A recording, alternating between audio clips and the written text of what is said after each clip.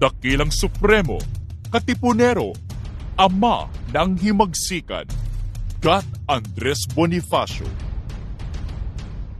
Pinanganak si Andres Bonifacio sa Tondo, Maynila. Panganay sa 6 na magkakapatid, kakabit na sa batang Andres ang kapanagutan at pagsisikap para sa ikabubuti ng pamilya. Sa kasawiang palad, maagang naulila si Andres Bonifacio. Sa murang edad, siya ang tumayong magulang sa kanyang mga nakababatang kapatid. Maaga niyang nabatid na ang kanyang buhay ay nararapat ilaan hindi lamang para sa sarili, kundi para sa kapaki-pakinabang na tungkulin. Itinaguyod niya ang kanyang mga kapatid sa pagsubok ng samut-saring trabaho. Sa kabila ng matinding kahirapan, hindi kinaligtaan ni Andres Bonifacio ang pag-aaral, bagkus ay naging hudyat pa ito para sa kanyang pagkamulat sa sistemang mapang-api.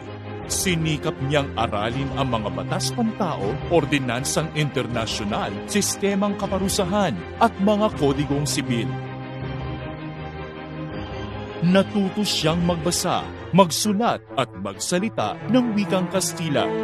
Naging kandungan niya ang samahang La Liga Filipina ni Dr. Jose Rizal. Hatid ng samahang ito ang pagsiklab ng apoy sa minimiting pagbabago. Habang patuloy na umiigting ang karahasan ng kolonyal na pamahalaan, tila ba tumatagiktik na ang pawis at luha at unti-unting umaalab ang dugo at diwa ni Andres Bonifacio. Sa udyok ng makabayang diwa, naitatag ang isang progresibong kilusan, ang kataas-taasan, kagalang-galang katipunan o KKK. Sa kapatirang ito, tinawag si Andres sa alias na May Pag-asa. Kinalaunan ay ikinasal siya kay Gregoria de Jesus na siyang lakambini ng katipunan. Di nagtagal, naging supremo ng katipunan si Andres Bonifacio. Sumibol ng hanggang 30,000 ang kasapi ng katipunan mula sa pangunahing 300 lamang. Ang lihim na samahang ito ay kumalat sa maraming bahagi ng Pilipinas. Di kalaunan ay naibunyag din sa mga Kastila ang samahan ng katipunan.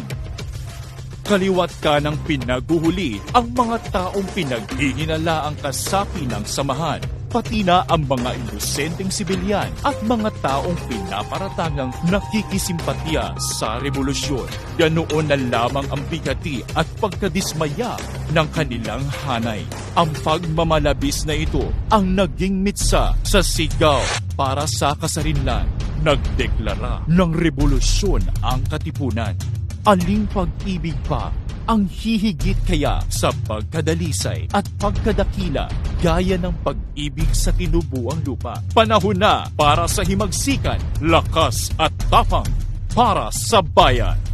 Pinangunahan ni Bonifacio ang pagsulong sa pinaglabanan, habang ang ibang mga katipunero naman ay abala sa pagsupil sa mga mananakop sa kalapit na mga lalawigan.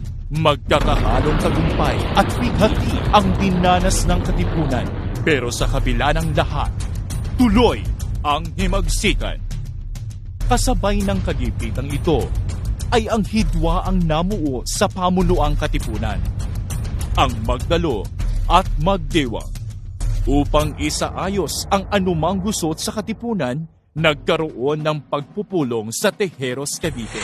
Sa isang biglaang halalan, nanalo si Aguinaldo bilang Pangulo at si Bonifacio naman ay naging tagapangasiwang panloob. Sa kabila ng resulta ng eleksyon, kinwestiyon ang kakayahan ni Bonifacio. Nagdulot ito ng panibagong hidwaan sa katipunan at nahantong sa pagdeklara ng Acta de Tejeros kung saan pinawalang bisa ang halalan.